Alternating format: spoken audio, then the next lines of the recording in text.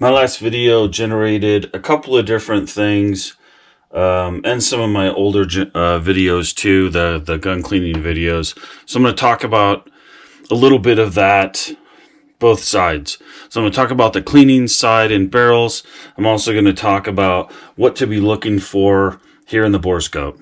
Okay, so let's start off with the clean barrel. This is a brand new barrel I put on my 14.5 inch. The other one was toast. If you don't remember that, check my last video. So,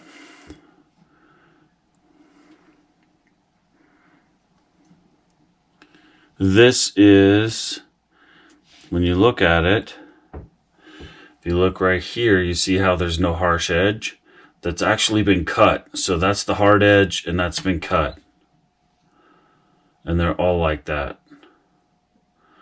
This is a tri-arc barrel. 14.5 inch tri-arc. Brand new. It's all shiny. The gas port. Look at that, 100%. So the gas port's 0.073 inches diameter gas port in this. It's a mid-length 14.5 tri-arc. Brand new. Very clean barrel. I went through it already, obviously. Oops, sorry. So, super clean, super clean. Come down here to the end. The throat. Super sharp rifling. So nice and even. The bore's nice and clean. We're gonna fix that. Okay, so good barrel, right?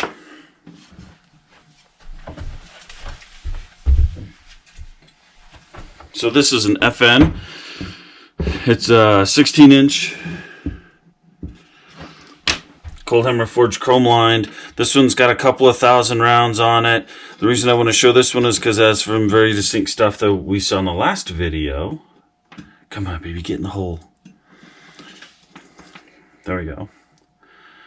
Okay, you can see it right off the bat. That's copper fouling.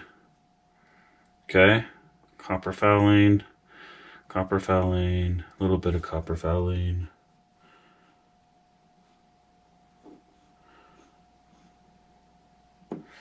So that's gas port.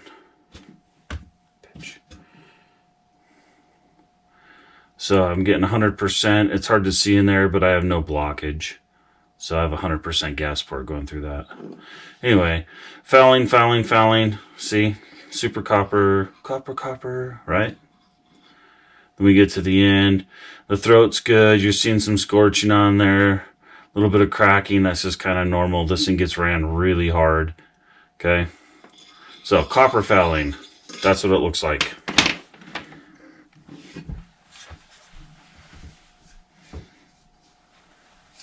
This is an 18 inch white oak. White oak armament. Okay? And this gets shot a lot. This is one of my competition rifles. And immediately you see black. Okay? That black is carbon buildup. Carbon buildup, in my opinion, is bad. The reason being is that copper buildup will eventually start affecting your accuracy. I've yet to see copper fouling do that. I suspect you can get enough copper fouling in a barrel if all things are going bad to start causing problems. But this black carbon in here, after a certain amount, there's the gas port. You can see there's some erosion on there. It's nice and aligned. It looks a little bit different down there. You can see the shadows a little bit different. I have an adjustable on this. Yeah, I know some people hate that, but I do it to minimize the amount of movement in the gun. Anyway, the further you get down here, at a certain point, you can start seeing that that black carbon is really not there anymore. Okay, so carbon, really no carbon. That's more scorching than carbon, okay? And that's the throat. There's scorching, nice clean rifling, and then towards the end, you start seeing carbon build up at the end, like gets really bad here towards the end, see? That is what you have to clean out. When you start seeing a lack of accuracy in your firearm, it's because of that carbon buildup down here. Every freaking gun that I have that I've ever had just start going wonky with their accuracy, it's carbon down here. And that's really what you end up having to clean.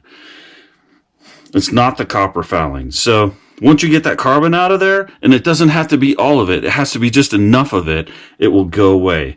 Now, in this gun in particular, I got the 1400 rounds, and I started seeing some hooky, weird, crazy groupings. My first round would drop 6 to 9 inches in some cases off of the actual impact zone, and then it sort of a weird flyer, and then 4 nice and tight, and it had to do with heat. As soon as I heated the barrel up, that carbon was no longer affecting the rounds. As soon as the barrel cooled off, started all over again.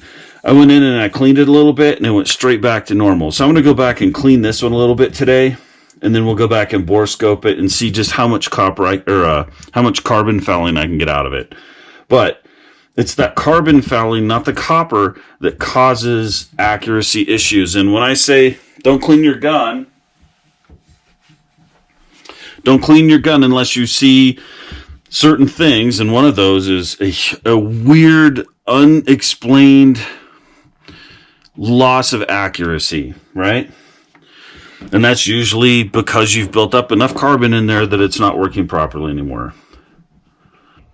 So now I want to show you this, and I want to tell you why I don't recommend cleaning on a regular basis.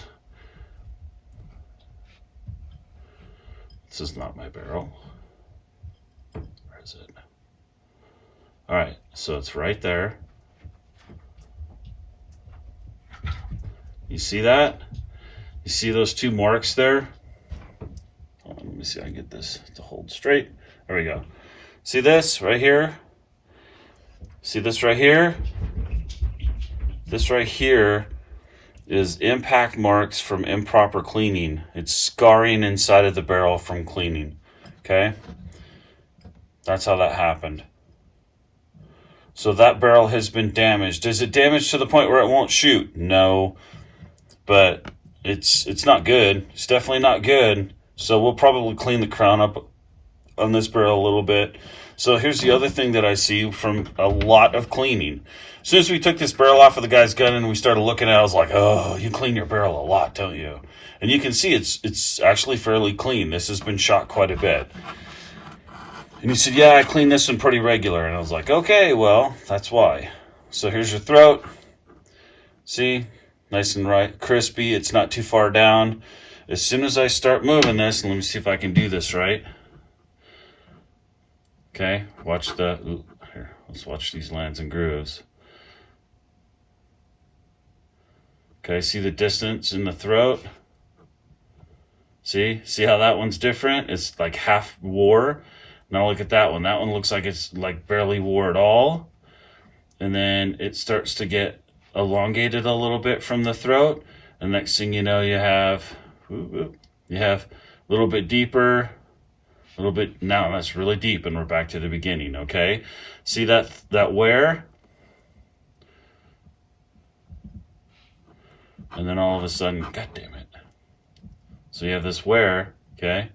And all of a sudden, boom, you have this long rifling right here.